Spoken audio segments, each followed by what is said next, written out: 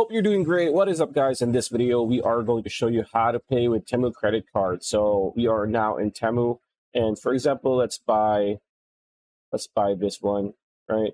Say add to cart, go to cart, and turn this off.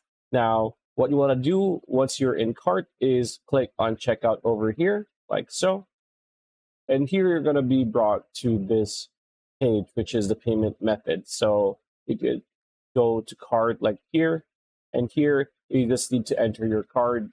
So Visa or MasterCard, just enter your card information. So your card number, expiration date, your CVV or the 3 digits, your billing address, and then you can just click submit to order and you will be good to go. So that is how you pay with Temu's credit card payment method option.